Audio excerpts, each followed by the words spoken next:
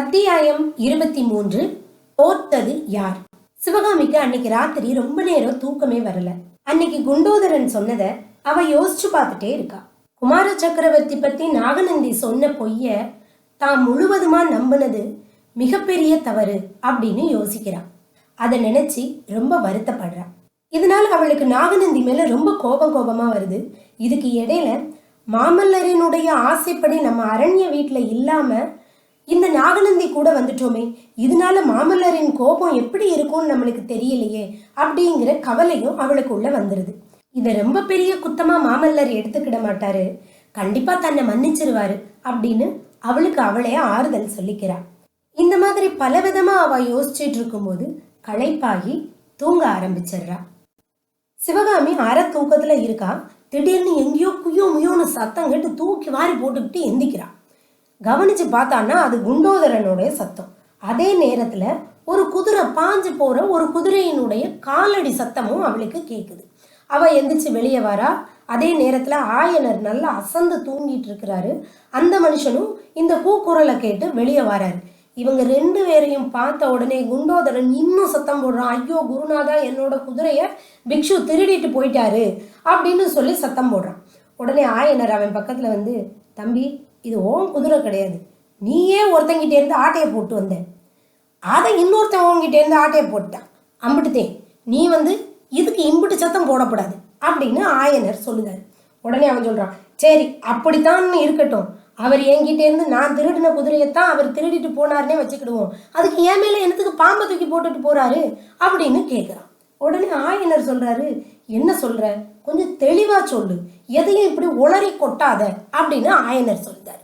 உடனே குண்டோதரன் ஆயனர் கிட்ட சொல்றான், ஐயா, நான் கொஞ்சம் அசந்து தூங்கிட்டு இருந்தேன், ஆனா யாரோ நடந்து போற சத்தம் கேட்டுச்சு, அந்த சத்தத்துல நான் முழிச்சுக்கிட்டேன், பார்த்தா நாகநந்தி அடிகள் குதிரை மேல ஏறி குதிரையை எடுக்க போனாரு, நான் ஓடி போய் தடுத்தேன், அவர் உடனே அவர் கையில இருந்த பையில இருந்து என்னத்தையோ தூக்கி என் மேல போட்டாரு, பார்த்தா அது ஒரு நாகப்பாம்பு, நான் உதறி கையை எடுத்துட்டேன், அந்த நேரத்துல நாகநந்தி குதிரையை எடுத்துட்டு போயிட்டாரு அப்படின்னு சொல்லி முடிக்கிறான். ஆனா இவன் சொன்னத ஆயனரோ சிவகாமியோ நம்ப தயாரா இல்லை. இவன் ஏதோ கனவு கண்டு உளறான் அப்படின்னு நினைக்கிறாங்க. உடனே குண்டோதரன் சொல்றான், குருநாதா, எனக்கு என்னோட குதிரை வேணும், என் குதிரை இல்லாம என்னால இருக்கவே முடியாது, அதனால என் குதிரையை நான் திரும்ப கண்டுபிடிச்சிட்டு தான் வருவேன் அப்படின்னு சொல்லி அந்த குதிரை போன திசையை நோக்கி குண்டோதரனும் ஓடியே போறான். ஆயனர் சிவகாமியும் அசோகபுரத்துக்கு வந்து கிட்டத்தட்ட 5 நாள் ஆச்சு. 3 நாள் பெருசா விசேஷமா ஒன்றும் நடக்கல. சிவகாமிக்கு பொழுது போறது ரொம்ப கஷ்டமா இருந்துச்சு. அதை விட கஷ்டமா இருந்துச்சு ஆயனருக்கு. கல்லும் உளியுமா சுத்திக்கிட்டு இருந்த மனுஷனை சும்மா உட்காரியா அப்படின்னு சொன்னா உட்கார முடியுமா? அவர் ரொம்ப கஷ்டப்படுறாரு. இந்த பௌத்த துறவியை நம்பி நம்ம வந்திருக்க கூடாதோ அப்படின்னு யோசிக்கிறாரு. ஆனா சிவகாமியினுடைய சிந்தனை வேற மாதிரி இருக்கு. அவன் நினைக்கிறா, பேசாம சத்தம் கட்டாம திரும்பி காஞ்சிக்கு போயிருமா, இந்த எண்ணம் அவளுடைய மனசுல அடிக்கடி வருது. இப்படி யோசிச்சுட்டு இருக்கக்கூடிய நேரத்துல 4வது நாள் ராத்திரி திடீர்னு இடி இடிக்கிற மாதிரி சத்தம், ஓடுற மாதிரி சத்தம்லாம் கேக்குது. அப்ப அப்பாவும் பொண்ணும் என்ன பண்றாங்க, ஜன்னல் வழியா என்ன நடக்குது அப்படின்னு தெருவை பாக்குறாங்க. பார்த்தா அங்க 10 பேர், 20 பேர், 50 பேர், 100 பேர்னு தலதெறிக்க ஓடிட்டு இருக்கிறாங்க. அதுல 1-2 பேர் கொடியை பிடிச்சிட்டு ஓடுறாங்க. அந்த கொடியும் சுக்கு நூறா கிழிஞ்சு போய் இருக்கு. இதை பார்த்த உடனே சிவகாமி அப்பா கிட்ட கேட்குறா, ஏன்பா இவங்க இப்படி தடதடன்னு ஓடுறாங்களே, என்ன விஷயமா இருக்கும் அப்படின்னு கேட்குறா. உடனே ஆயனர் சொல்றாரு, இல்லம்மா, பக்கத்துல எங்கேயோ சண்டை நடக்குது, அதுல ஒரு கட்சி தோத்துட்டு அந்த தோத்த கட்சியில உள்ளவங்க தாம்மா இப்படி தலைதெறிக்க ஓடுறாங்க அப்படின்னு ஆயனர் சொல்றாரு.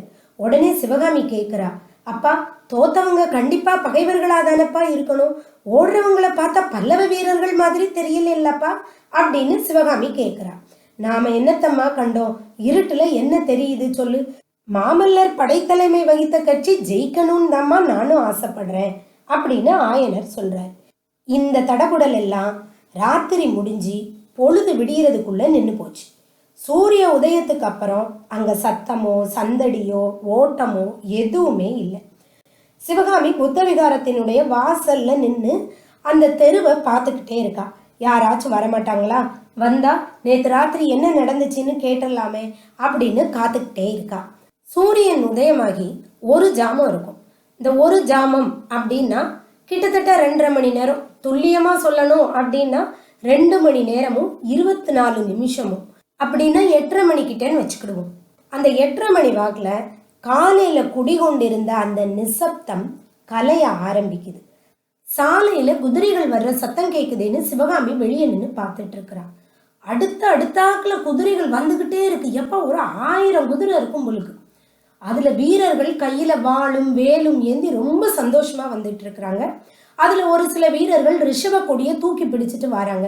இதை பார்த்த உடனே சிவகாமி முகத்துல அவ்வளவு சந்தோஷம்.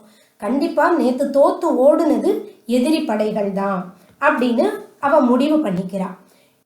அந்த குதிரைப்படை போன கொஞ்ச நேரத்துக்கெல்லாம் 2 குதிரை தனியா வந்துட்டு இருக்கு. அதுக்கு பின்னால ஒரு ரதமும் வந்துட்டு இருக்கு. இதை பார்த்த உடனே சிவகாமிக்கு நெஞ்செல்லாம் படபடன்னு அடிக்குது. தான் பாக்குறது உண்மைதானா அப்படின்னு நினைக்கிறா. அவ இவ்வளவு தூரம் யோசிக்கும் போது நம்ம கண்டுபிடிச்சிட மாட்டோமா குதிரை மேல வர்றது மாமல்லர் தான்னு. குதிரை மேல வர்றது மாமல்லர் தான். ஆனா மாமல்லரை பார்த்த உடனே சிவகாமிக்கு கண்ணு நிறைய கண்ணீர் மறைச்சி அவருடைய உருவம் கூட அவளுக்கு சரியா தெரியலையா. உணர்ச்சி மிகுதி, காரணம் தெரியாத ஒரு வெக்கம், இவர் சொன்னதை எதையுமே கேட்காம அரண்ய வீட்டில இருந்து கிளம்பி வந்துட்டோமேங்கிற பயம். அவர் முகத்தை பார்க்கறதுக்கு வெக்கப்பட்டு போய் என்ன பண்றா, உடனே புத்த விகாரத்துக்குள்ள போயிருவோம் அப்படின்னு நினைச்சுக்கிட்டு திரும்பி வாரா சிவகாமி. அவளுடைய கால் அந்த நடையில இடிச்சிருது. அம்மா அப்படின்னு ஒரு சத்தம் வெளிவருது சிவகாமி கிட்ட இருந்து. அந்த நேரம் அவ்வளவு வேகமா போய்கிட்டு இருந்த குதிரை சடக்குன்னு இழுத்து பிடிச்சு தட் தட் அப்படின்னு அந்த குதிரையோட கால் தேய்ச்சிட்டு நிக்கிற சத்தம் கேக்குது. உடனே சிவகாமி மெல்ல திரும்பி பார்க்கறா அந்த குதிரையவும் மாமல்லரையும். மாமல்லரினுடைய அந்த பார்வையில சொல்ல முடியாத அளவிற்கு வியப்பும் மகிழ்ச்சியும், அதே மாதிரி அளவிட முடியாத அளவிற்கு அன்பும் ஆத்திரமும் கலந்திருந்தன. இதெல்லாம் ஒரு கணம்தான். அடுத்த கணம் அந்த இடத்துல அந்த குதிரை இல்லை. அந்த அளவுக்கு வேகமா கிளம்பி போயிட்டாரு.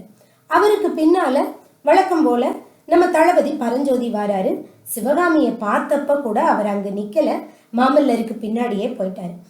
இவங்க 2 பேருக்கும் பின்னாடி வழக்கம் போல கண்ணபிரான் தான் ரதத்தை ஓட்டிட்டு வாரான் அப்படின்னு தெரிஞ்ச உடனே அந்த வாசப்பக்கத்துல ஒரு தூண் இருக்குதுல்ல, அந்த தூண் பக்கத்துல போய் நின்றுட்டு ரதத்தை நிப்பாட்ட சொல்லி சிவகாமி கையை ஆட்டுறா. கண்ணபிரான் என்ன பண்றான், குதிரைகளை இழுத்து பிடிக்கிறான். குதிரைகளை திடீர்னு இழுத்து பிடிச்சதுனால அச்சு முறிகிற மாதிரி சடச்சட அப்படிங்கிற சத்தத்தோட ரதம் தடக்குன்னு நிக்குது. சிவகாமி கண்ணபிரான்ட்ட என்ன கேட்டிருப்பா, அதை நாளைக்கு நம்ம கேட்கலாம்.